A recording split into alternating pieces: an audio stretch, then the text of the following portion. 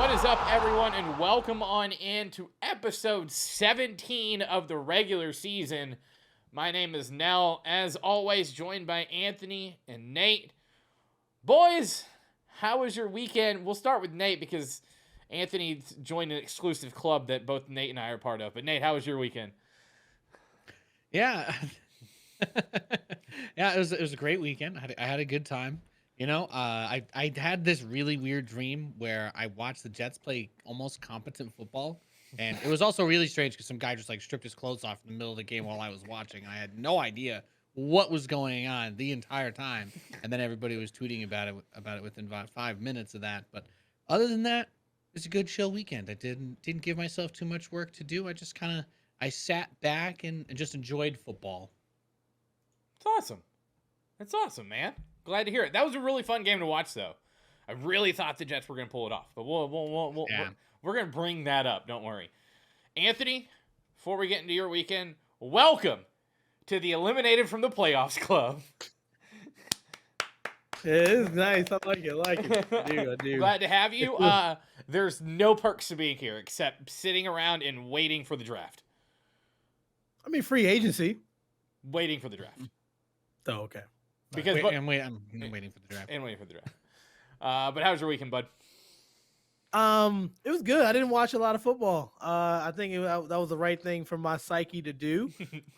So I did. I worked a lot. It was New Year's Eve. New Year's Eve, and I was telling Nate 18-hour shift, and I was tired. Okay. I was kind of glad I missed the right week for football. Yeah, because we were on the bye week. Fair. Another one of them. That was a good weekend. Yeah. Happy New Year to everyone and everybody listening abroad. Thanks for being here. We appreciate it. We're going to hop right into the show. Anthony hijacked the run of show and clear the air about Mac Jones and Alex Smith. So the floor is yours. Here we go. Let me set this up. So first of all, if you didn't listen or watch last week, I've compared Mac Jones to Alex Smith quite a bit. I think they're similar in terms of like game management, as well as like passing the ball, the way that they pass, the way that they control the field. I think they're very similar.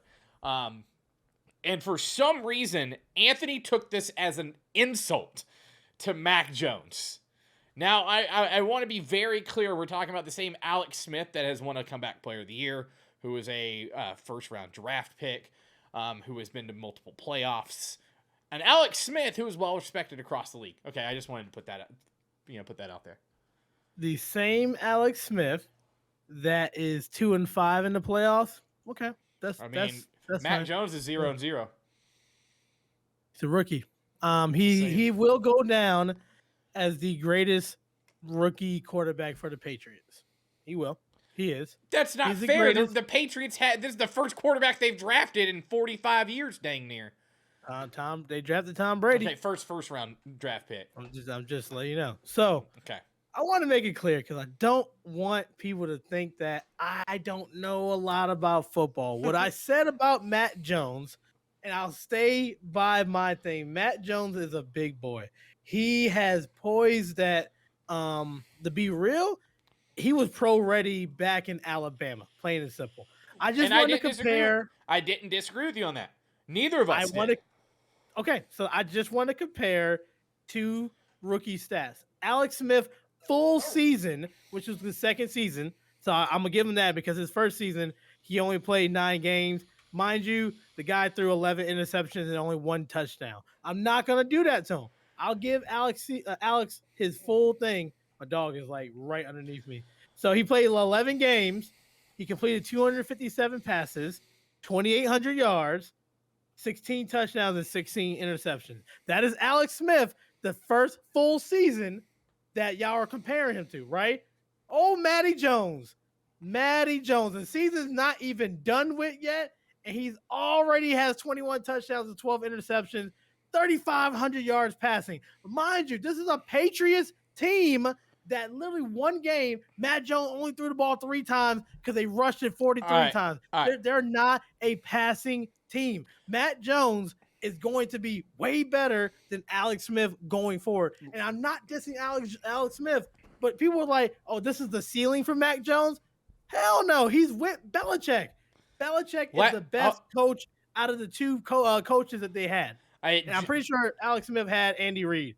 Belichick, Alex Smith, mastermind. the season you're comparing him to, his head coach was Mike Nolan. Okay, that's right. His receivers were Arnaz Battle, Antonio Bryant, Taylor Jacobs, Brian Gilmore, and Brandon Williams, a rookie.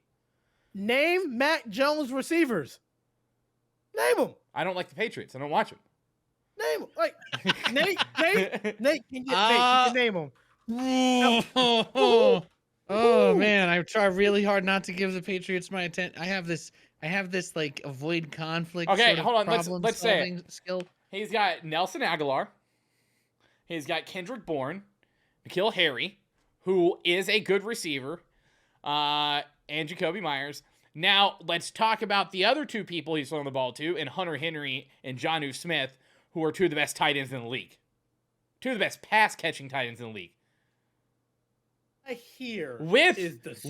Hold on. Also, Mike Nolan versus Bill Belichick. Yeah, and that's why I said Matt Jones has a better ceiling. He's not Alex Smith's ceiling. He has a better ceiling because he's around a legendary first ballot Hall of Fame coach. He has proven that he doesn't need Brady to do this thing. He grabbed this dude out of Alabama who fell in his pocket. This is a stud, and I hate talking about the Patriots. Nate, back me up, man. This man, we've seen him twice already. Miami got to play them on Sunday. He is the real deal. Okay, so fantasy football. We're not going to give Mac Jones another 30-minute segment like we did last week. You are allowed to have your opinion. He could. All I'll say is this, and I'll be polite and brief. All I'm going to say is this.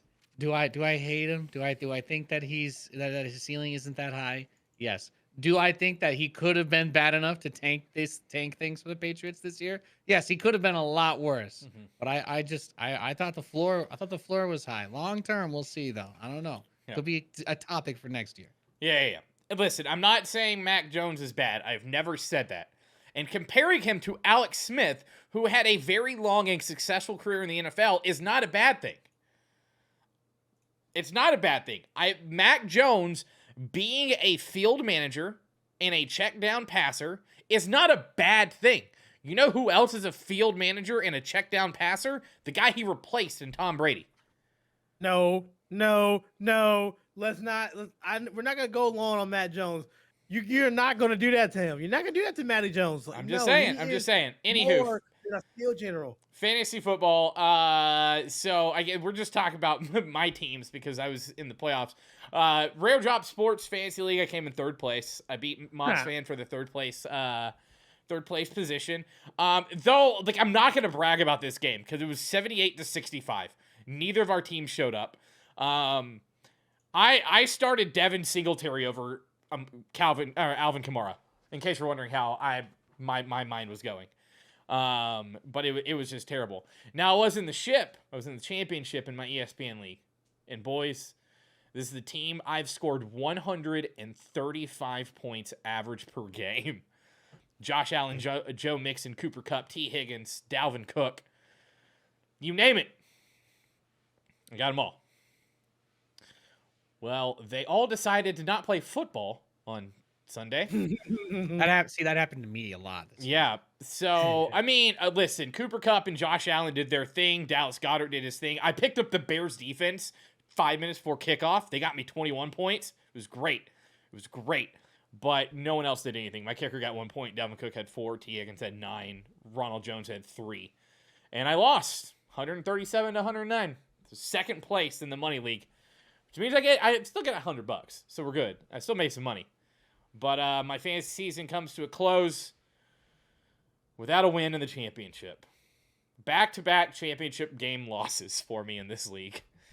But I will say this, and if anyone's questioning why I give so much fantasy advice, in both of my leagues, I was in the bottom 3 of transactions made and ran the table with the team that I drafted. So, now, granted, you get lucky with injuries and stuff, but I drafted a hell of a team. That's all I'm going to say. I made some good pickups. Made some great pickups. I tip my hat to you. It's been fun Yeah. hearing about your run this Mhm. year, even though I sadly could not get even remotely close to that level of success. But Same. well, thank you. I had some bad losses. I Really mean, bad losses. every week we bring up fantasy, and Anthony's like, "What do you mean I lost by 55 points? I'm gonna miss that." I didn't make it close. Like I swear I know football in my head. I feel like I do. That is, and that's the wild thing is knowing football has literally zero bearing on fantasy football half the time. Yeah. So, but it was fun, and now if you guys are all waiting for next season in fantasy football, this is now the time you start paying attention, see who blows up in the playoffs, who's going into free agency, pay attention to where they're going, and then draft accordingly. Also, don't draft Christian McCaffrey in the first round next year. No, don't do it. No. It's not worth it. Don't do it. That's a trap. Trust us, it's a trap. It is. It is a trap. And don't be like me and draft Sam Darnold. He has been off my team since week 4. Great. So let's hop into it. Week 17 is in the books. This is the first time we're gonna have a week 18 in the NFL, but let's talk about this week. I don't know if you guys watched last night, but I watched a bit of the game. Big Ben's final farewell at home. This is kind of an emotional game. If you watched it, they zoomed in on Ben's face a lot, and I know we've talked. I have talked crap on Big Ben most of the season for being a baked potato under center, but at the end of the day, this dude has had a Hall of Fame career, an absolute Hall of Fame career, and last night was the send off that he needed at Heinz Field. And also, I mean, we can talk about it. So, Anthony, let's talk about it. They can still make the playoffs. Yeah. I was really taken back by it. I was like, out of all the stuff that's been going on, yeah, I want them to make the playoffs. Because I feel like if you let them in the playoffs with Big Ben's like knowledge of the postseason, Mike Tomlin been there, Super Bowl champion, Big Ben Super Bowl. Oh man, can you imagine they make a run? I think you posted something in our Discord about AFC being a cluster. You know what? Yeah. So we're gonna get into that. Why not? Why not? That would be a good send off. Yeah. Why? Super Bowl. Yeah, it'd be great. And Nate, I don't know how much of this game you watched, but not only was it a good send off for Big Ben, but let's talk about the Pittsburgh defense. They made Baker Mayfield best friends with the turf. Let's talk about TJ Watt. There was some sort of stats. I mean, TJ Watt, what was it? He hit some crazy number of sacks for himself. I did get to watch a bit of it. I won't lie. I specifically tuned in for the second half. I don't know if you guys saw, but on the Manning cast, they had Snoop Dogg on. For the it was third awesome. quarter. It was So fantastic. That was amazing. That was one of the most fun times, especially I think when Najee Harris gets a stiff arm. Like, yeah. Anyway, it was great. So I got to see that. And what was it? Baker got like 10 incompletions in a row or something like that. He like set some weird meme record. I don't know, but yeah, that was a painful game to watch because I'm like looking at him, okay, Chubb had a couple of good runs in there, but they just couldn't get the ball moving in the air at all. Yeah. It was wild to watch, and Baker pointed it out. He kind of called out his coaching staff. I don't know if you guys saw this, but it's like, of course, TJ Watt had 4.5 sacks, which I think is a Steelers record for sacks in a game. I could be wrong, but he did join the 20 sack club, and then of course JJ memed on him a little bit. He's like, "Welcome to the club." Wouldn't it be weird if there's only one other person who's done it twice, and he was your brother, and he bragged about it to you? So that was fun to see. But Baker's calling out his coaching staff for being like, of course TJ has 4.5 sacks. You put up our rookie tackle against TJ Watt. Like, you could have shifted the line to protect us better. So I did read that he instantly went into surgery. He's like, I'm done. I'm out. Because you know what? He knows he's out of Cleveland. I think he said that knowing that he won't return to Cleveland. So he's going to get his shots out the way before he leaves. Like, that man will be on another team, probably Carolina. Come on! And that would be, why not? Why not? Be better than Sam Darnold. Y'all picked up his option. You had to man. do it to Jesus. him. Yeah. That's true. You did pick up his option before he even played a game. So. Yeah. But it was a wild game. And I think if this Pittsburgh team, if they play like this one next week and the cards fall into place for them, they could do some damage in the playoffs if they make it. If they play defense that way, I could see Pittsburgh maybe not going all the way, but playing upset specialist to someone. Yeah. And then I see that. And then the team we've been hyping up, the Indianapolis Colts, get beat by the Raiders in an absolute thriller. And holy guacamole, now the Raiders are back in playoff contention, and there's a chance the Colts can miss the playoffs. I mean, it's absolute insanity. I don't know, Anthony, let's talk about this. You know, Carson Wentz threw for 148 yards. You know, that's below that's below my stat line. That is below my stat line of 150. Okay. But Jonathan Taylor still had 108 yards. Can Jonathan Taylor carry this team further into the playoffs? No. Unless your name is Derrick Henry the third, I don't even know if he was the third. Unless you are him, no. You are not going to do that. Carson Wentz played horrible. You can't pass for 148. You got on Jameis all season long about that. Yeah, but you hyped up Jameis, so you should be hyping up Carson Wentz right now. You know what I said about Carson Wentz last week? I said I'd rather take Matty Jones than Carson Wentz. I said that. So I'm going to stick by my guns. No, you're going to have to pass the ball more. You're going to have to stretch the field. You got to throw the ball down the field so they can back off of coverage, so then you can start running the ball. If you're not doing that, if you're doing the dink and dunk mastery, then look, you could put 8 in the box and your star running back is not doing anything. So, no, the Wentz got to step it up. He knows better. He's been in the league for a while. Yeah. But Nate, let's talk about the other side of the ball. The Raiders. I mean, it wasn't pretty for them either. Derek Carr throwing for 255, a touchdown and 2 picks. Josh Jacobs with 63 yards and a touchdown. I mean, if they play this way, the Raiders, can they even make any noise in the playoffs if they make it? I feel like it's just that constant underestimation factor that's coming into play. Like, they're just not flashy enough. They've had a ton of bad press. Everybody's like trying to focus on other stuff for the most part. And I think that this has just been their story the whole season, just kind of quietly. I feel like I've said this almost every time we've talked about them as well, where they're not making those big splashy plays that are stealing everybody's attention like Jamar Chase. And that's what scares me, because I don't think that they're going to be scary in the playoffs. I think there's a bigger fish if they manage to squeeze. I think every fish is bigger than them, but that's precisely why I can't be certain. Everybody seems to play down to them anyway. I think the Colts are a product of playing down to. We've put this on the Bills all season, but the Colts have definitely at 9-7. I still think they're a team that can make some noise in the playoffs if they make it.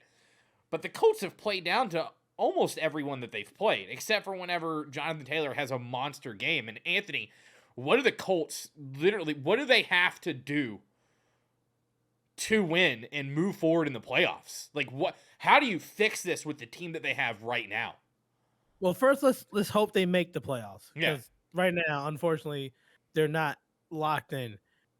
It's a combination of getting lucky with the seeding, because I think if you put them up against Kansas City, if you put them up against, I would say, a Buffalo team, then you can get that grimy game and probably win it out. But the defense, unfortunately, has to step it up more. And I'm going to say it again, Carson Wentz has to go ball out. You got to put some more points on the board, and you have to make them fear the pass so Taylor can run the ball. That's the best way. And to get a little luck on your side. I actually agree with that. Let's talk about another game, an absolute thriller in Dallas. The Cardinals kind of right their ship as Dak does all that they could, but the running game's not existent. You know, Nate, you and I kind of hyped up the Cowboys a little bit last week, and that got deflated faster than Tom Brady's sack of footballs. But what even happens now with Dallas? They're in the playoffs, but I mean, can they even do any? They play like this. What can they do? This is the thing. Dallas is just there. They've always been the experts for as long as I've been alive. They've been the experts at building up expectations and then completely imploding at the worst possible time. Now, for just to be clear, I'm not surprised that the Cardinals were able to beat them, even though it ended up being a pretty close game.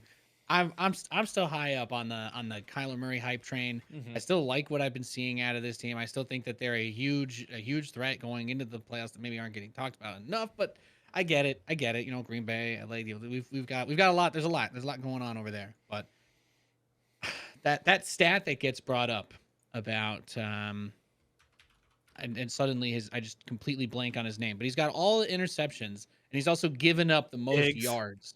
Diggs, yeah. Of course. Anytime I try to name a player, it just falls out. But he's got all these interceptions, but he's also given up more yards to the receivers when he doesn't get the picks. And like it's kind of like a trap situation. We're like, okay, we want him on the field because he can make plays, but if he's not making a play, he's actively hurting the team. But that you have to think to yourself that can't be possible either, right? Because obviously the offense has to scheme around him. They have to pay special consideration to where he is because he's such a ball hawk. Mm-hmm. But at the same time, I don't know. I don't know if they're scheming to target him. I have no idea how teams play around this. But for the Cowboys, it's going to be messy going into the playoffs, I think. Yeah, Anthony? You are a well-known and versed Cowboys hater. Oh, But okay. let's be very honest here. Dak did everything that he needed to win this game. I would say that you can't put this loss on Dak. What's frustrating is if it's one season, if one game is the defense and Dak struggles. The next game, Dak balls out and the defense can't make the stops when they need to. They can't put it together. This is probably, I'll probably get hate again. Might be the worst division, the worst NFC East I've ever seen. They're a division champion. They might be the worst in the NFL as division champions. Diggs is a hit or miss. You're gambling your defense on if he's going to get 2 picks or not, or he's going to give up 200 yards. And then you got a defense that you hope Micah Parsons can get back there and DeMarcus Lawrence. They have a good foundation. I really feel like they got lucky with their division. They did. They really did. Because it's that bad. I don't disagree with you on that because it does seem like only one aspect of the team does well. But on this time, the offense was rolling, but only half of the offense. Because there was no running game coming out of Dallas. I gotta look back at Zeke's numbers game by game, right? Release the Pollard. Release him. I think it might be time to let Tony Pollard RB1, baby. Yeah. Zeke can be the fullback. Zeke can just, bowling it and then someone 1 or 2 yards out. You got to put some more speed back there, man. Zeke, pull down your shirt, and you just might have to be a fullback or something. I don't know, man. I'm having trouble with them going to Green Bay and watching Diggs check Adams. Yeah, God, that's a nightmare. Thanks for teeing that up for me. Speaking of Green Bay, they actually put a hurting on the Minnesota Vikings. A Kirk Cousins list, Minnesota Vikings, and if I'm being very honest, you can tell this team needs Kirk Cousins because he can at least move the ball through the air. Sean Mannion and Kellen Mond amassing for a grand total of 194 yards, not exactly getting it done. But let's talk about the other side of the ball. If everyone listening didn't know, apparently Anthony is now a Green Bay Packers fan. So as I'm wearing nothing but Eagles gear. Who are the Panthers? I've never heard of them. But let's talk about it. We know about Rodgers and we know about Devontae Adams, but let's talk about this running game. 174 yards on the ground. Is this a one-time occurrence that they're going to get almost 200 yards on the ground, or can they commit to the run and actually do damage throughout the playoffs on the ground? Anthony. For Green Bay, this is good. This is a good signing right there that they need this.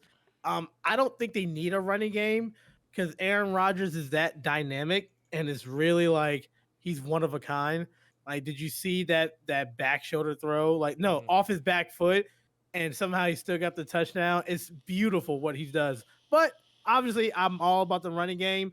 If you can gash teams for 170 something yards, it makes the passing game that much easier.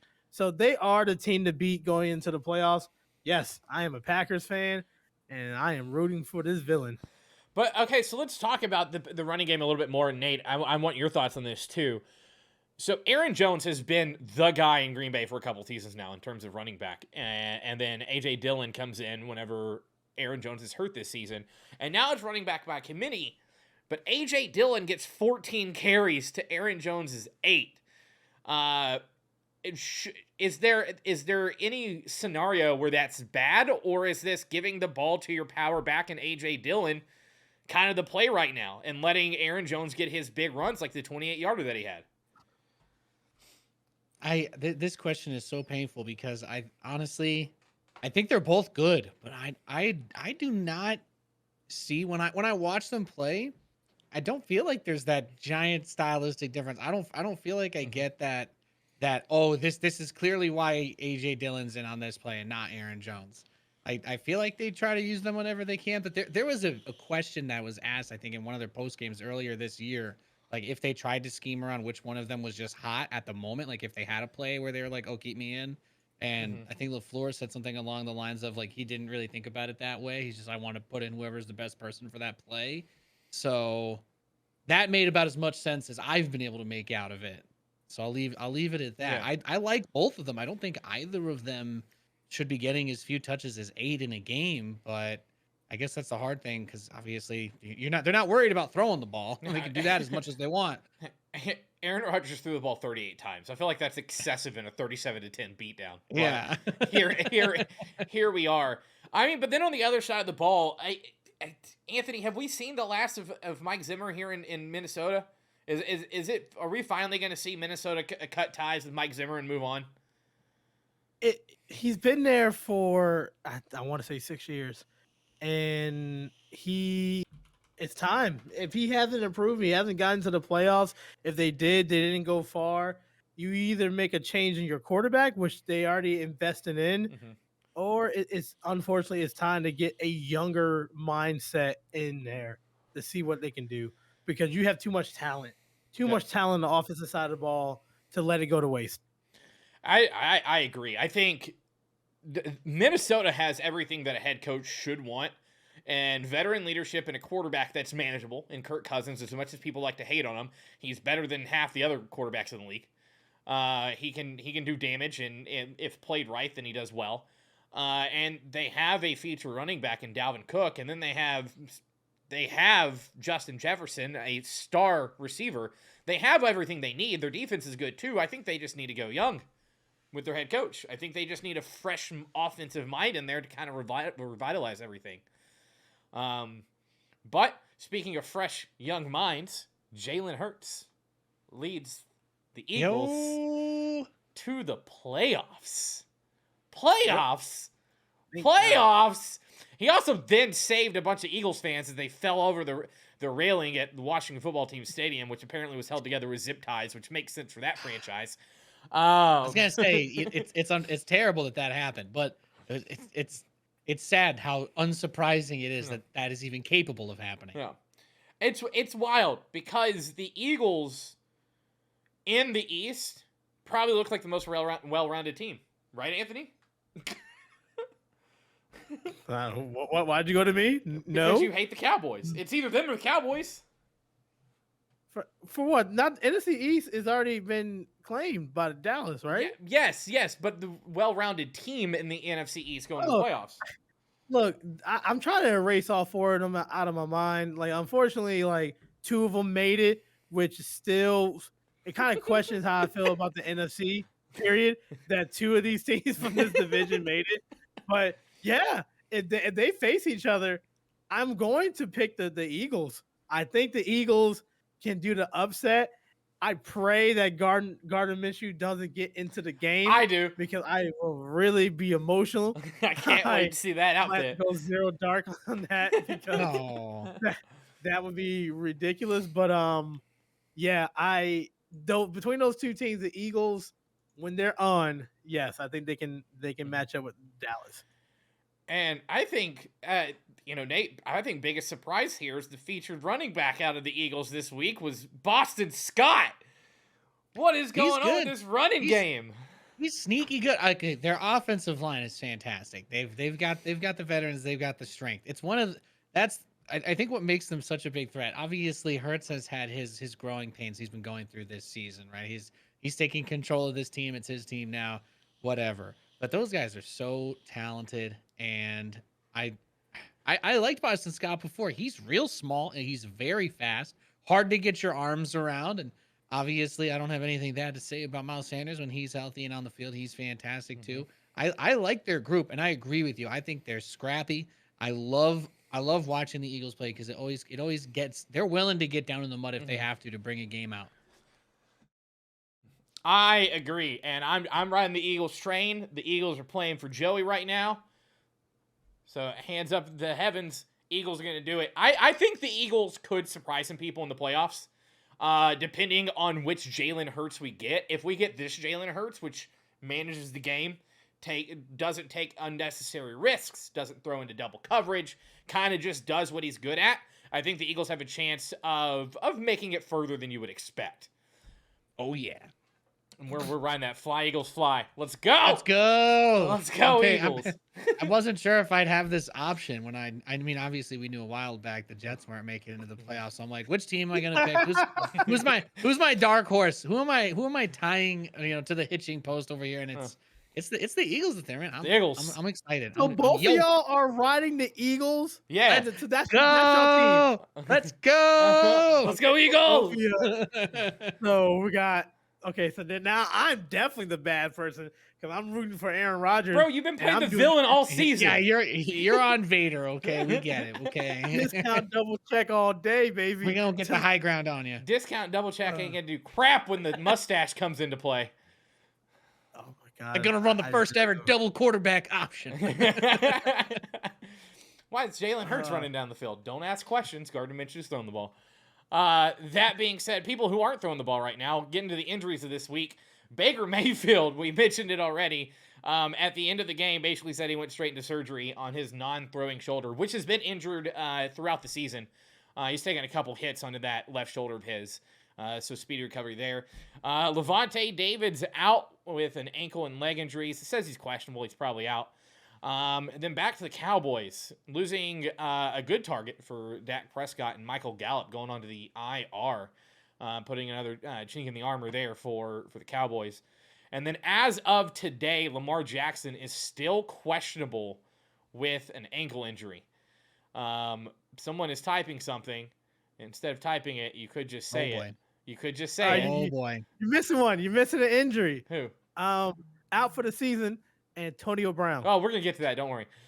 That's not how We'll get there when we get there. We'll get there when we get there. All right. Moving on to our top storylines of the week. Las Vegas, beautiful Las Vegas, Nevada. My, oh my, their football team. Las Vegas rookie Ruggs was arrested for a DUI as he was found asleep at the wheel of his car at the exit ramp of a parking garage the other night after the game.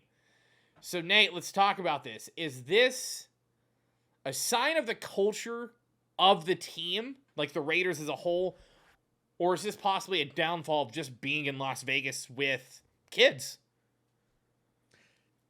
It has to be both. It has to be both because I feel like this comes up whenever we talk about any cities with like party culture, right? Like you have to have expectations because if you're in Miami, there's a whole lot of stuff to get into in Miami. If you're in New York, there's a whole lot of stuff to get into. Los Angeles, same deal. These guys could be going out partying in the middle of the night as much as they want. They all have, we've already talked this to death, but they all have access to the ride service that the league provides.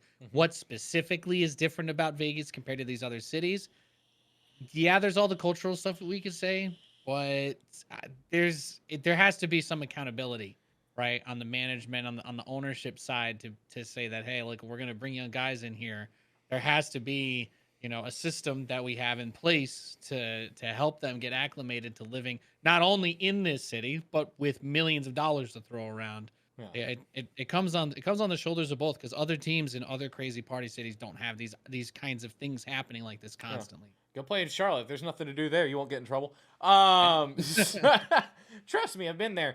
Cal had just said it in chat, and I think this is a good point to bring up. It's that there's no real structure in the Raiders organization, and I agree, because it feels like since Al Davis passed away, every bit of organization for this team has kind of fallen apart.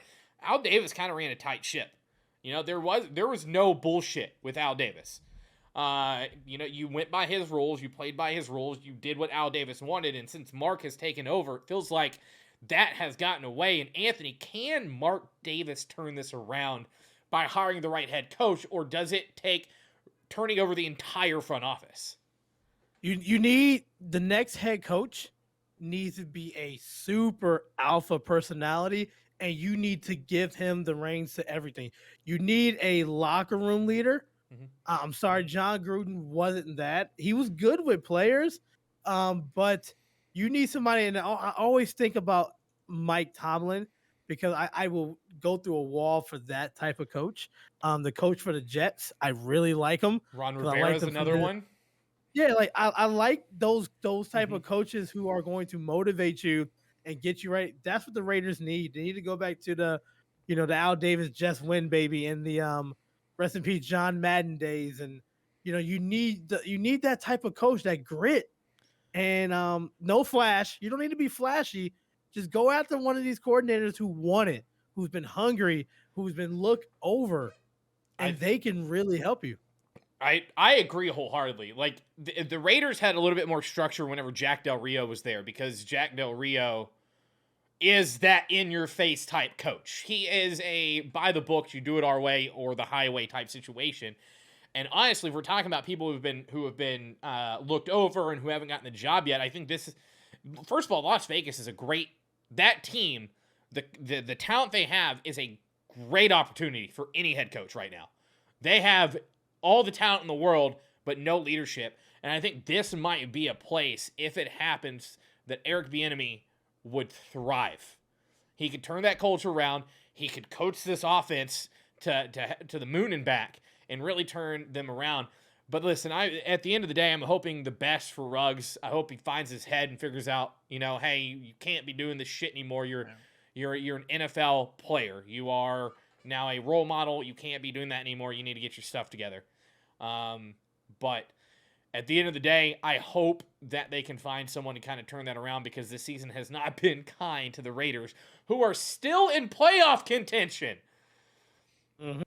Oh my goodness. Even though Marcus Mariota went 0 for 1 with a fumble. That being said, I bet you both forgot that Marcus Mariota was in Vegas. Yes. Actually, for some weird reason, I was aware of that. I don't know why. I think Derek Carr was hurt at some point this season, and I saw him, and I'm like, wow. Still around, huh? Speaking of Derricks, the Titans have designated Derrick Henry to return from the IR, or are contemplating on doing it, which means the minute they do that, they have 21 days to do it.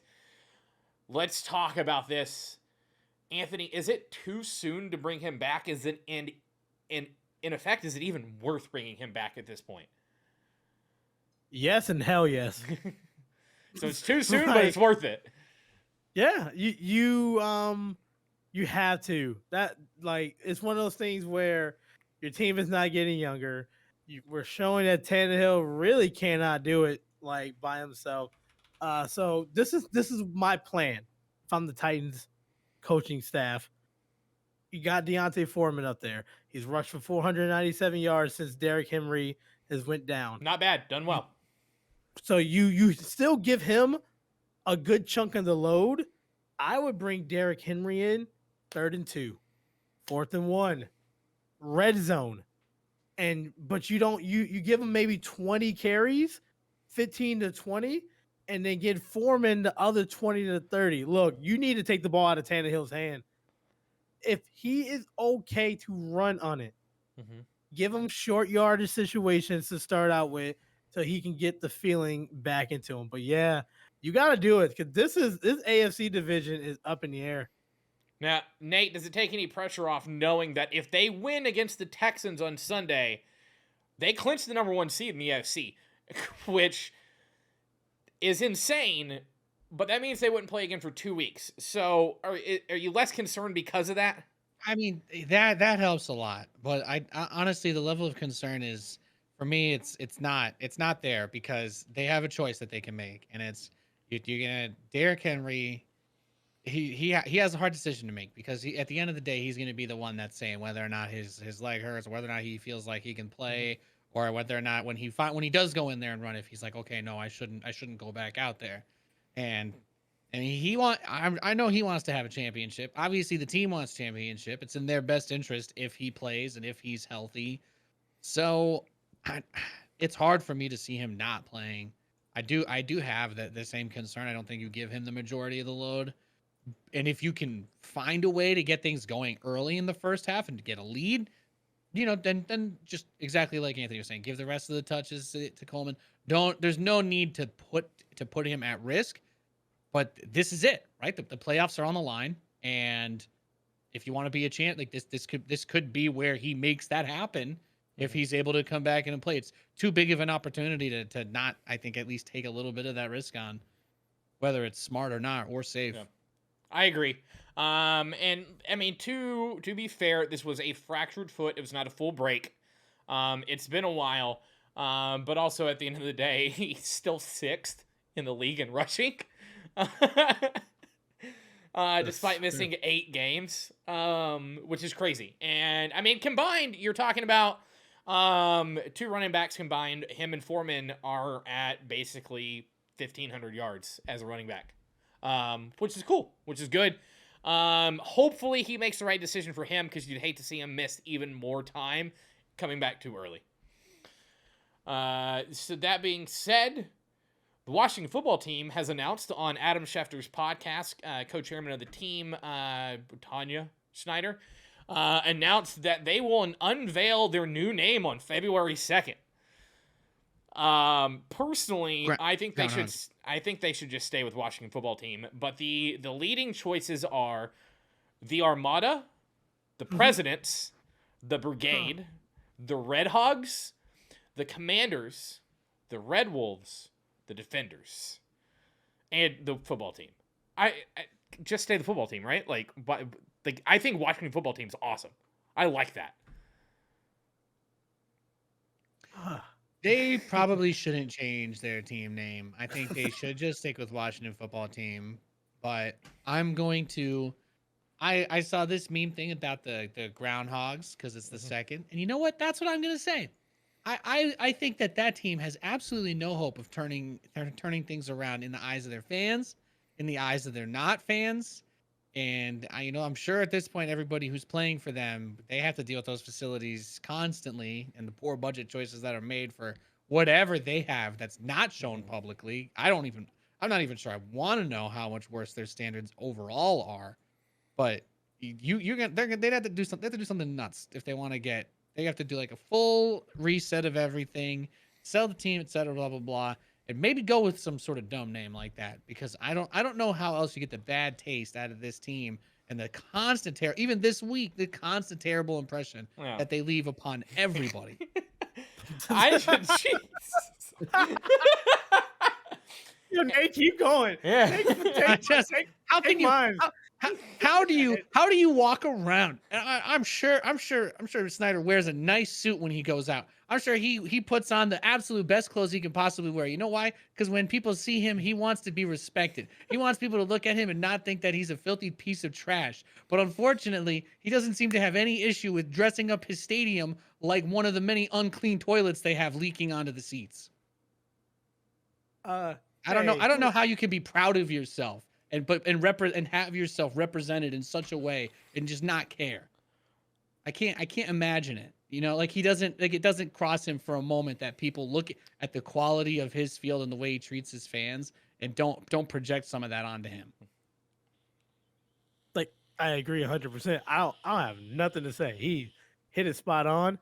Hey, Red Drop. They go your edit for your 30. This is Nate. This is all How Nate. can you treat your fans like that? Come Can on, someone Red clip Drop. that, please? Please clip it. Yeah. This is touche. There it is. Phil said it. Touche. And what's wild is that for the longest time, I wish that they had gone with the Red Tails, which is what was a leading choice for a long time. In honor of the Tuskegee Airmen, first African-American fighter pilots for the U.S. military. But agreeing with Nate, they don't deserve that name. Not with Dan Snyder at the helm.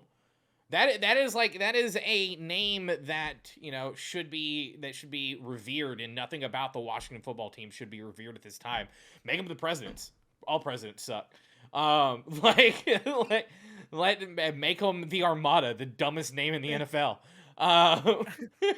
Who was at the round table when these finalists of names came up? Who was there? Because they just don't care. Like the Commanders. Hawks? What is this? The replacements? This is the AFL teams, man. We get in man. Shane Falco. Actually, yeah, make them the Sentinels. Make them the Sentinels. Do it. You know what? Make them the Capitals. F it. Like we're going to confuse like the whole thing. You got the Washington Capitals. Make them hockey and football. Why not? Why not? Speaking of things that are confusing people, Antonio Brown took his jersey off in the middle of the Tampa Bay New York Jets game, threw his jersey and the pads to the ground, then proceeded to take off his undershirt and throw it into the crowd before sprinting off the field, yelling and wailing his arms like a madman. All jokes aside, this is just the latest development in what has become a saga with Antonio Brown. And I think it's deeper than football, and it's deeper than someone just kind of doing what they want to. At the end of the day, I feel like there is something that needs to be addressed with Antonio Brown. Because he was at his best in New England, let's be honest, when he had Bill Belichick, and then Bill Belichick came out and talked about it and said, this is what we do for our players that have this. And at the end of the day, there's some mental health treatment that needs to be done for Antonio Brown. But that was the most epic F this shit, I'm done moment I have ever seen in my entire life. I couldn't believe it. Because I had the game up. At that point, the Jets were up 24-10. So everybody's just vibing. Like that was a good moment before they made their comeback, whatever. But yeah, no, he just takes the stuff off, throws it into the stands. I think someone tried to come out. I don't know if it was Simony or somebody, and was like, "Oh yeah, they fired him, and then he did that." I don't know if that's some sort of try to make him feel better about it. But that team was getting heated on the field too. They had a DQ eligible unsportsmanlike conduct from the offensive line. So apparently there was some arguing or fighting or whatever in the huddle, and I'm like, I don't know how Brady does it, because obviously they put the team together once he was out the field, and maybe that was what solved it. But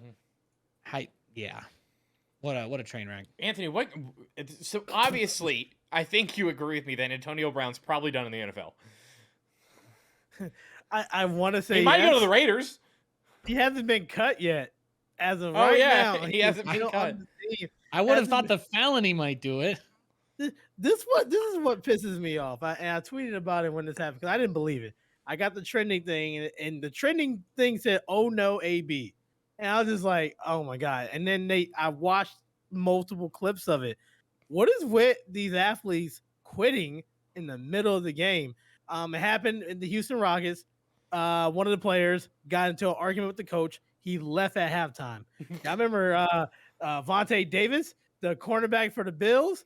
He retired at halftime for the Bills. He literally went to the locker room, said, "I can't do it," and retired in the halftime. I don't understand it. Going back to AB, I definitely wish him the best and hope he gets the help he needed. Something's going on. But man, he went out like a bang. He did on the Jet Stadium. I'm sorry, Nate. Y'all are now famous for something else too. And then he was courtside for the Nets game the next night. It was great. It's like, I hope he gets the help he needs. But a cool story coming out of football. The Black College Football Hall of Fame announced their class of 2022. The Black College Football Hall of Fame honors players who played at historically black colleges across the U.S. And some of the names coming out this year, Ben Coates, if you don't remember, was a tight end for the New England Patriots. Won Super Bowl 35 with the Baltimore Ravens at the end of his career. But in college, ended with 103 receptions for 1,300 yards at Livingstone.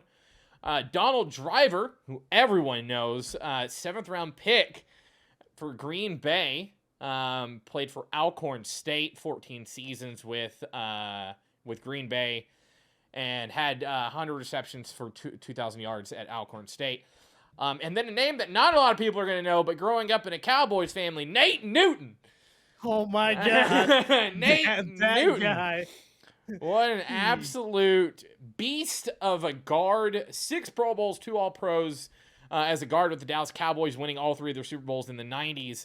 But was an undrafted free agent out of Florida A&M in 1982.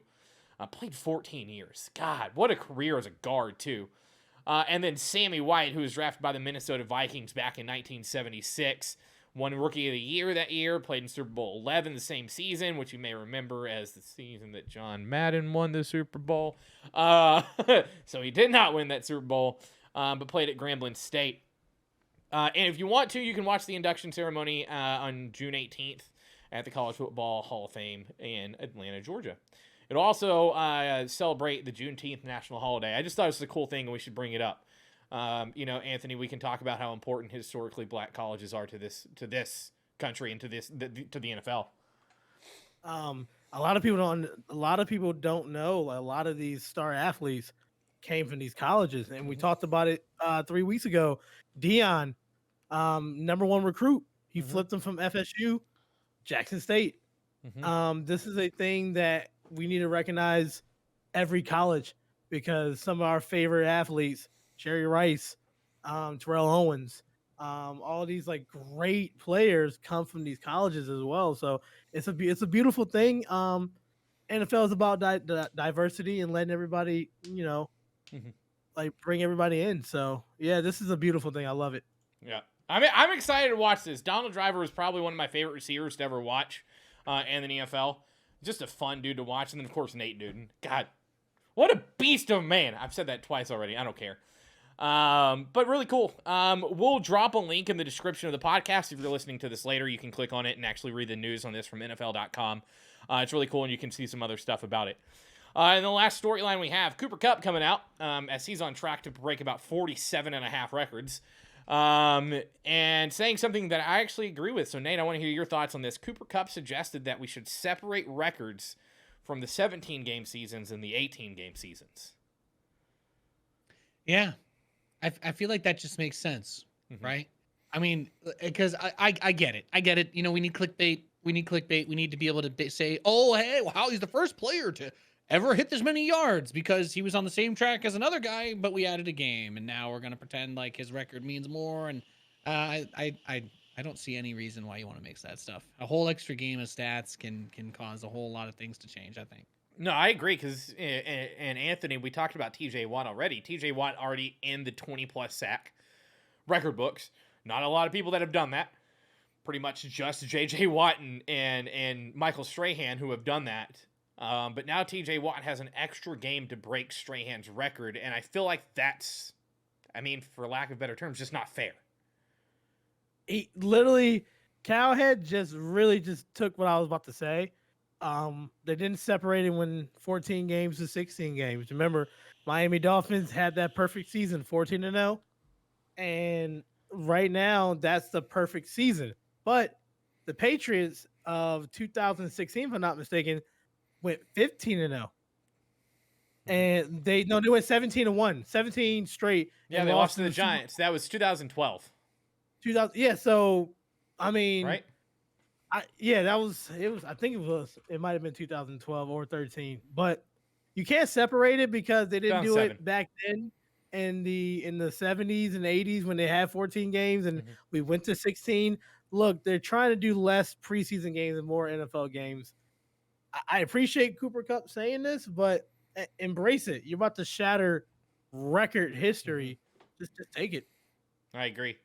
records being broken, we're going to get into in a second. But let's talk about these playoff clinching scenarios. I promise you it's not as scary as the fact that this is an entire page of shit that needs to happen for certain teams to make it. Let's talk about the NFC first, because this is the quick one. In the NFC, 6 teams have clinched the playoffs already. The Green Bay Packers, NFC North Division title, and they're the number 1 seed. They get the only first-round bye and home field advantage in the NFC. The Dallas Cowboys and the Tampa Bay Bucks have also clinched their division, so they're in. The Cardinals, the Rams, and the Eagles have also clinched playoff berths. So there we are. Now here's where it gets interesting, because seeding depends on basically 3 games. So Arizona can take their division and get a higher seed with a win and the Rams loss. Now Arizona's playing Seattle. What's the likelihood that actually happens? That Arizona wins that game? Anthony. I mean, Seattle has been disappointed all season. Mm-hmm. I do. That was a good win for Arizona, beating Dallas, because that's a playoff team. So I can see that happening. LA is playing the 49ers. Yes. And that I would have said that a couple weeks ago. That's a cakewalk thing, but 49ers are playing better, and I think Trey Lance will be playing. So I can see Arizona having the higher seed, and what that means is they'll have a home playoff game, and then LA has to travel. So it's all about what team needs home field advantage more, which I think right now is Arizona. Yep. I agree. And Nate, let's get into that next one. New Orleans and San Francisco are on the same clinching scenario. Here we go. So if New Orleans wins and San Francisco loses, Saints are in. But if San Fran wins, they're in. Now, the 49ers are playing the Rams, we just talked about, and New Orleans is playing the Falcons. Like, what's the scenario here? We just talked about it. Do you think the Niners have what it takes to beat the Rams at this point where the Rams are surging? No, I don't. I mean, that game that they played this week, I thought it started a little bit sloppy out of Lance. But as far as depending on him long-term goes, I don't know that it's there to take down the Rams, because they're hungry for it. We were talking about their placement in the league, and especially looking at the West, right, with that scenario going on with Seattle. Rams are going to be coming in hungry. I don't see it working out that they're going to drop to SF this week. Yeah, I think I agree. I think New Orleans is in because I think San Francisco is going to lose, which means that the Rams are going to take the West and the Cardinals get a wild card spot, which is wild for the team that was the last remaining unbeaten team in the league. And then Cam Newton returned and played his only good game this season. Listen, I'm just going to say it. Nate, you're listening to this. The AFC is a clusterfuck. It says it right there on our sheet. It's a lot more complicated here. We have 4 clinched teams right now, 3 are division winners. The Bengals, the Bengals, the Chiefs, and the Titans all won their division. It is a foregone conclusion. But the Bills are in. What's wild? Wait, New England clinched too. But here are some scenarios. The Ravens can still make it. Somehow the Ravens are in this. But here's where it gets funky. Baltimore has to win against Pittsburgh in what is likely Big Ben's last game. They need the Chargers to lose, to Indianapolis to lose, and Miami to lose or tie. And again, Pittsburgh's playing at Baltimore, Big Ben's last game. I think this is going to be a hard game for Baltimore.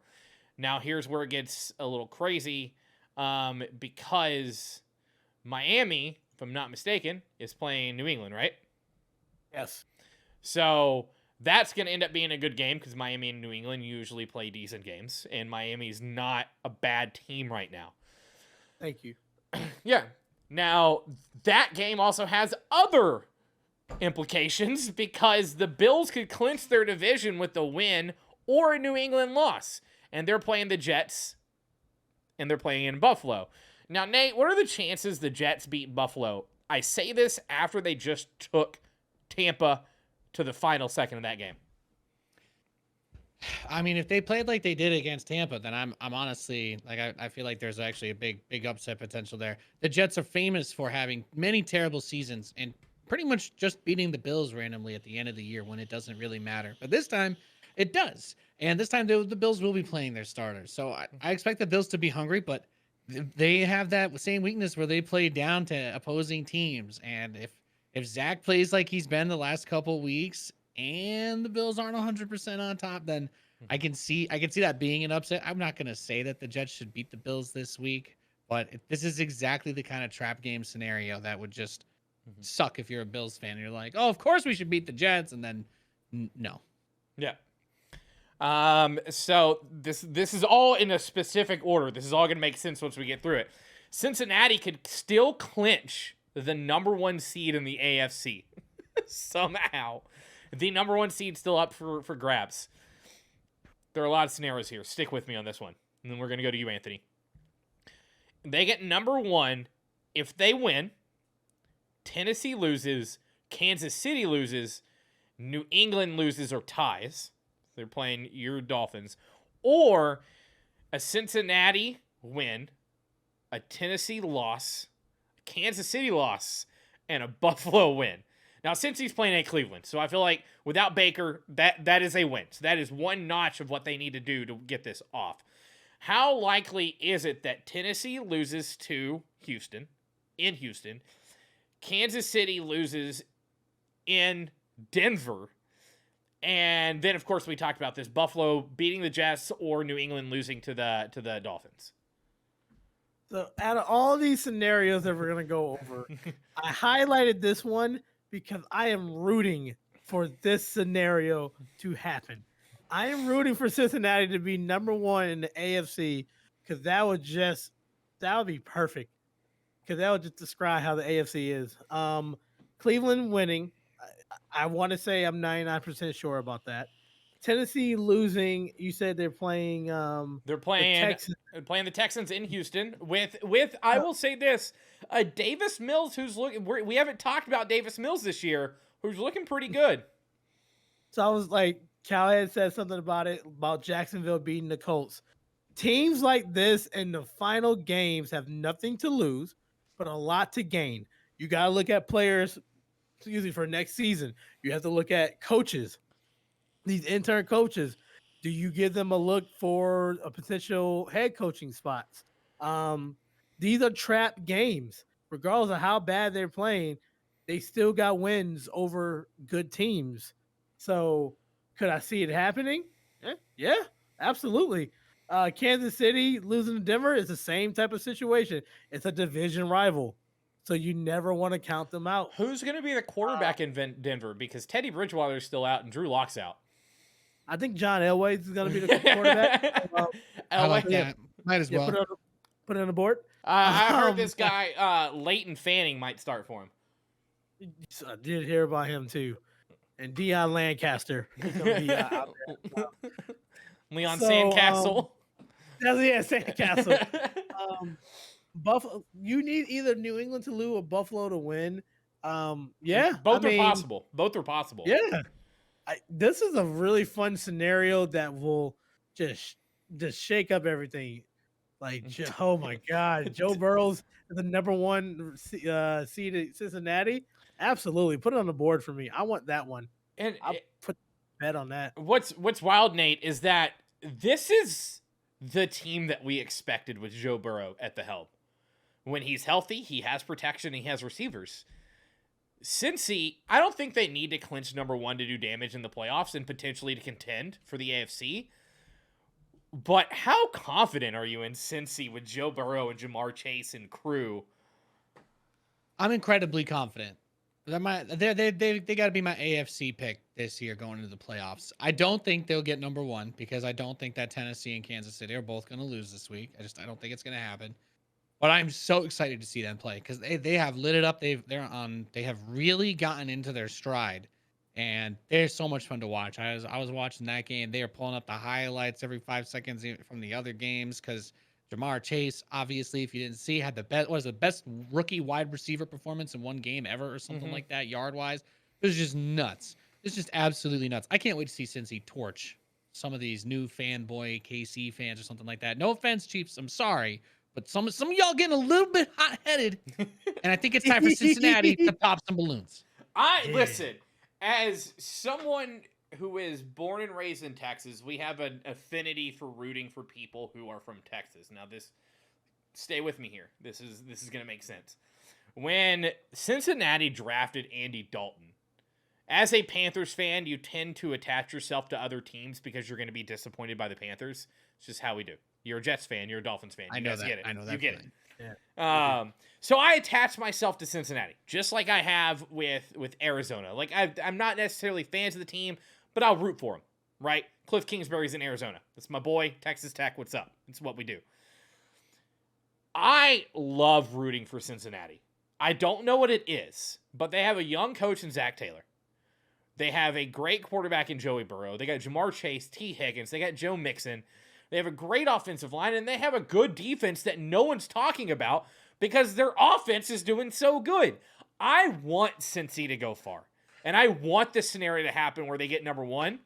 But at the same time, I kind of hope they don't get number one because I'm worried that a young team with a bye in the playoffs, it's not going to go well. I feel like they need to just keep playing. They don't need a week off. They need to keep playing. I don't think they do need a time off. I think that they are running off of confidence and high from their quarterback and their receiver. I would love to go back and look at the betting wages from the beginning of the season. I'm pretty sure they were towards the bottom of winning the division. Like that, AFC North have the Ravens, who was supposed to be contending, the Browns, who were the favorite, and the Steelers. Just that they clinched the division is a win for them. I want them to be number one. I want everybody to go to Cincinnati to play and get through them to the Super Bowl. I think it's fantastic. Like I said before, I am rooting for this division right here, this scenario. Yeah. Another one. All right, let's talk about Indianapolis. So they're in with a win at Jacksonville. I don't think this is gonna go wrong for Indy. I really don't. I do. If they don't win or tie, so they just need to win or tie, and they're in. If the Chargers lose and Ball Pit ties, or if Chargers lose, Pitt loses, and Miami wins. Which again, we've already said, Miami can win, division rival. You get how it works. Nate, is there a question? I think they're in. They're in. Yeah, they have to be, and it's I don't want to harp on this too much because the honest truth is the other scenarios don't matter. If they win, they're in, and they should win. And if they can't beat the Jags at the end of the regular season, then they don't belong in the playoffs anyway. With an interim head coach and a quarterback who is. If they lose to the Jags and then somehow one of these other scenarios happen, they should just let one of these other teams in. I'm sorry. Oh, my God. Yeah, exactly. Moving on down to the Kansas City Chiefs. They can be number one with a win and a Tennessee loss or tie. So Tennessee loses to the Texans or ties. Or Kansas City ties and Tennessee loses. We've already talked about this, and either of you can chime in, but we don't think that Tennessee is going to lose to Houston.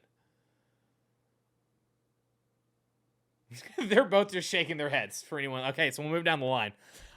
So Kansas City's probably not getting number one. Now, Las Vegas. Here we go. Playing the Chargers. So Anthony, let's talk about this one. They're in. It's probably not going to happen because it's just banking on what we just talked about. It's not going to happen. Kansas City win and a Tennessee loss or tie. Kansas City tie or a Tennessee loss. So at this point, they're hanging on to a hope and a prayer. Are the Raiders the biggest fans of Davis Mills in the world right now? They should be sending him like a gift basket, a well wishes, and like knock him dead. I'm trying to look at the times of all the games because they did flex. They did flex one of the games. They did. I thought the Raiders Chargers got moved to Sunday night. It did. I think it was that game. It was a 4:30 flex too. I know Miami got flex. Mm-hmm. Yeah, they did. They got All the flexed to games that have the 425. biggest implications were flexed. So the Saints need to win. The Bills need to win. Rams 49ers is a toss-up there for the 49ers. Patriots Dolphins, so the Patriots have to win to get better seeding. And then Seahawks Cardinals, and then Raiders Chargers. I'm just going to skip the 1:00 games. Mm-hmm. I mean, obviously Houston plays at 1, and let's just say if Houston wins, oh, it's gonna be good football in the afternoon. Because if I'm not mistaken, Houston beats Tennessee. There's gonna be a bunch of stuff that's gonna have to fall in line. Kansas City now is gonna play their starters. Maybe they don't play their starters if Tennessee wins at 1:00. Mm-hmm. Maybe you sit Mahomes, and man, this is gonna be interesting to talk about next week. Keeping on track with the Las Vegas game. So Chargers are in with a win against Las Vegas. Nate, I mean, what are the chances that Justin Herbert and crew just go and ramshackle the Raiders in Vegas? They should, and they need to. This is their territory. This is the moment to, I think, really establish themselves as leaders of the Southwest and the league. If you can't, I don't think that the Raiders are in the same place as Jacksonville when I make this kind of statement compared to earlier. But if the Chargers can't beat the Raiders here, then I don't see them doing it in the playoffs against anybody else. Like, the Raiders at this point have to be a baseline for AFC competition in my mind. And for the Chargers, yeah, this is Herbert's opportunity. He should be going out and bombing it. I want to see some big numbers out of him this week. Yeah, I agree. All right, so Pittsburgh, rooting for Big Ben. As much as I like to call him a big baked potato. That's what he looks like. He looks like a baked potato. But Pitt could be in the playoffs with a win plus an Indianapolis loss. Now, remember, Indy's playing the Jaguars, so hoping and praying Trevor Lawrence has the best game of his rookie career. And then the Vegas Chargers game does not end in a tie. Now, Pitt's playing at Baltimore. We already said that, Pitt could and should win this game with the way that they've been playing. Najee Harris is tearing it up. But Anthony, how does this even happen? We talked about it. Indy's playing the Jaguars. But Indy, we talked about it earlier, has been playing down to their opponents. Like, I might, I think the Jaguars can make this interesting. Mm-hmm. I think if the Jaguars win, it's a walk-off field goal. And that game's at 1:00. It is possible. I would love to see Big Ben in the playoffs one more time. I would too. I don't know if he's going to retire or not. So, yeah. What? If he doesn't retire, he's going to go to a stacked team that's already ready, Cleveland, and help them. Yeah. All right, so here's the fun one, because we've talked about everything, and there's been one team that has been included in everybody's scenarios. Tennessee could win number 1. They're playing at the Texans. So simply put, all Tennessee has to do is beat the Texans, and they're the number 1 seed in the AFC, which is wild. Absolutely wild. Now, it could get interesting. If they lose, or let's say they tie, if Kansas City loses or ties, it's Tennessee's. Now, if Kansas City loses, they either need Cincinnati to lose or tie, and New England to lose or tie, or Buffalo to win. I feel like this is it's just Tennessee's ballgame. Everything here hinges on Tennessee. And I think, Nate, Tennessee beats the Texans 9 times out of 10 in Houston. Yeah. No, this should be a big one for them. I think that's the amount of what is on the line, because it's the only way to get the bye. It's the only way. So, yeah, I expect we'll see maybe a couple touches for Derrick Henry, but man, if only Tennessee hadn't lost that one really awful team earlier this year, things wouldn't be so complicated. Huh? It's kind of funny how that works out. Man, how we thought the Jets were going to do good after that one. Turns out we did have playoff implications after all. Yeah. But yeah, so that's it. There's a lot that's going on in the playoffs, and particularly I want to see Cincinnati clinch number 1. I think we all do. What a historic turnaround for Cincinnati, though. After the era of Marvin Lewis, Let's go. With Zach Taylor just turning this team around. And I don't know. Hey, boys, let's just make it right now. Who's your favorite team coming out of the AFC? Who do you think has got the best chance of making it to the Super Bowl? Bengals, baby. Bengals. Let's go. Damn it. He took. Yes, I'm a Bengals fan. Well, I think we're going 3 for 3 on the Bengals. Yeah, I gotta get their jersey. I need it. Can we get like I want a Jamar Chase jersey. I tell you what, want a next Joe Burrow. season I'm gonna get things for whenever we do picks. I can click a button. It's gonna put their helmet on screen over your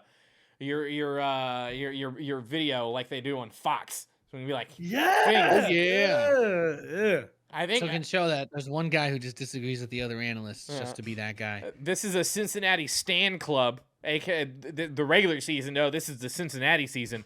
But if we go on down our run of show, we only have one name under the rookie recap, and I feel like it's the only name that we needed to mention. But I'm going to surprise you guys because I got another thing to talk about. But Kyle Pitts broke Julio Jones' rookie record as a receiver in Atlanta. And I think it's well deserved. I think Kyle Pitts, out of all of them, ended up in the worst situation in terms of receiving threats coming in the first round, and has done the best with what he's got. So I don't know, guys. Like Kyle Pitts, Nate, you're Atlanta. Build this team around him, right? Yeah, long term it has to be. I mean, again, we've talked about this week over week, but at some point they're gonna need to blow up the rebuild bomb on their quarterback situation and let guys like this roll with a new squad and take them into the future. Yep. What about you, Anthony? How confident are you in Kyle Pitts to do 1,000 yards every season like Travis Kelce has? It all depends on the quarterback play. Mhm. I would like to see more touchdowns out of him. But like I said, it's a rookie. I think if they get fully healthy, Ridley was out for the majority of the season. Mhm. I think he can. I think he is a transcending tight end. He's part of that group. Travis Kelce and Kittle and others. So yeah, I do. I think he'll be good. Cool. But moving on, there's someone I want to talk about. He didn't break the record yet, but he's only 2 catches away. His name is Jalen Waddle for the Miami Dolphins. 2 catches away from breaking Anquan Bolden's record for receptions by a rookie. But that's not what I want to talk about. Oh yeah, I see exactly where you're going with this. No, you have no idea where I'm going with this. Because I do. It's an article I saw, and I agree with it. But it starts with this is from 2 days ago, as you know, this is from a while ago. But it's Miami Dolphins, Jalen Waddle should be used more like Deebo Samuel. And after reading this and listening to it, this is from Fins Fanatic, which is an affiliate of Fansided. What up, Cat Crave? I used to be the editor of that website. Anthony's the reason I took that job with him 11 years ago. Fun fact. But I don't know. Listen, all I can say right now is that Jalen Waddle is in the conversation with Jamar Chase for best rookie receiver. There's a conversation to be had. A very big conversation to be had. Yes, Jamar Chase is the meme. F it, he's down there somewhere. Throw the ball. But Jalen Waddle is the epitome of consistency. He doesn't drop the ball. He catches the ball. He breaks tackles. He gets out of the way. I'm not going to give Anthony the first time to talk about this. Nate, what could the Dolphins do if they use Jalen Waddle like Deebo Samuel as a running back wide receiver hybrid? I'd love it. I'd love to see it. Use all the talent. He's a big guy. He comes down. He makes the plays.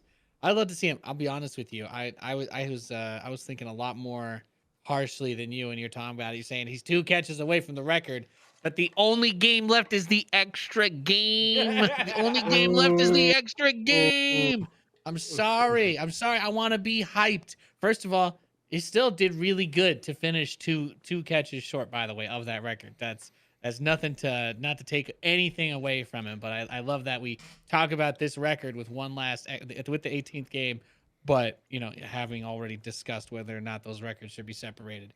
But I love him. Yeah, no, get the ball in his hands more. He could take he shrugs people off. I think that's got to be one of the biggest strengths of him. He's a big dude. Him and Debo are very comparable. Very comparable. Anthony's shaking his head at me. Just force yours. Disrespect, man. Why? Wait, hold on. Debo Samuel is one of the better athletes in the league right now. Why is that disrespectful? Compare him to Tyreek Hill.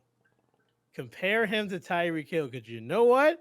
He ran in the same 40 era as Tyreek Hill. Actually, he ran in because of now. Let me go with my Mr. No, Waddle. hold on. But first, Waddle time. But Waddle time. Tyreek Hill, and has proven it, is really not a. So Debo Samuel is being used like a running back. He has run the ball up the middle. He has run the ball on sweep. He has run the ball on stretches. He has done all kinds of things as a running back. Tyreek Hill, if he runs the ball, is running a jet sweep. I'm saying Jalen Waddle can run the ball like Debo Samuel can. I'm not trying to disrespect the guy, but I think he has the versatility of Debo Samuel. Where Tyreek Hill is the size of my pinky toe and can't run the ball up the middle. So I get you.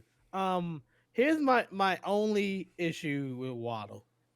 They did everything, all these plays, these running plays, these jet sweeps, these option plays, because they had a liability at quarterback. I think that if they go after a bigger arm quarterback, you'll see him become more Tyreek Hill, because he can stretch the field. The problem was Tua cannot stretch the field, because I watched him throw a 40-yard pass, and man, he had to crank it. He had to do an Eli type of like cock back to throw it. If I see them going after, I don't want to say Deshaun Watson, but somebody, I mean, hell, Aaron Rodgers can come to Miami. That'd be a perfect fitting. Somebody who can throw the ball down the field. I see them going after a running back in the draft. Yeah. They're gonna have like the 23rd pick, so yeah. But that's not to discount the fact that while Debo has been used a lot as a running back, he is still a productive wide receiver, that they're using him in the right situations. And I feel like I agree with this, in that Jalen Waddle should be used like that. You should get the ball in his hands more, if that's handing the ball off or passing the ball to him. Either way. You got to give him the touches. He's a playmaker. Yep. You just got to be careful with him, especially when you go in running back wise. That's why you get those beefier running backs, so you don't have to always do that. But yeah, I mean, I'm excited. This is my first Dolphin rookie that I'm really excited for in a long time. Yep. All right, well, that brings us to the last segment of the show. Playoffs on the horizon. Playoff pretenders or contenders. Some new names up here. All right, let's start. We're kind of riding the train, Nate, so we're giving this one to Anthony. The Philadelphia Eagles. Pretenders or contenders? If they play the Cowboys first round, they're contenders. But at the end of the day, they're pretenders. It's nice to see Hurts back playing. Nate's right. I love offensive line play, and they got a stout one. But I just think not the time. So pretenders. Wow, Nate, the disrespect. Hey, they've been a shaky team this year. I can understand there being seeds of doubt. Okay, Philadelphia's a tough city. Some tough people there. They're gonna go out. They're gonna represent them. And being counted out is exactly what makes a great comeback story. You remember how everyone counted them out because Nick Foles had to start in the playoffs? How'd that work out for everyone? And this time I don't see a targeting hit on their quarterback's head in the opening drive either. So no, my crystal ball isn't showing me that one. I'm gonna say it. I think the Eagles are contenders. Is this an emotionally driven decision? Because of the name that's on the back of this shirt, 100% they're going to win it for Joey. Calling it. Eagles going to win the Super Bowl for Joey. Calling it right now. Eagles in the Super Bowl. Eagles and Bengals. God, Eagles Bengals Super Bowl would be dope. And also impossible. Every minute. Yes. Be the most hyped Super Bowl we've had in forever. And the most confused Super Bowl ever too. God. All right, let's talk about them. On the sidelines this week, their quarterback practiced his disappointing face after losing probably what's going to be a first-round playoff game. The Cowboys, Anthony, pretenders or contenders? Oh, I had to wait for you to say Have it. you guys? Oh, Did you guys see the picture? It was Dak Prescott just leaning heads over, and it just had the text on top of it. And he said he's practicing for the first round of the playoffs. Damn. All right, so Anthony's pretenders. Nate, how do you feel about the Cowboys? Pretenders. Cool. Make Pollard the starter. Make Pollard starting. The next team I put up here because one, their best receiver just quit at halftime. And their other best receiver is on the injured reserve, and their other best receiver has been out for 3 games. And they almost lost to the New York Jets. So, Nate, let's talk about the Tampa Bay Buccaneers, contenders or pretenders in the state of the team right now.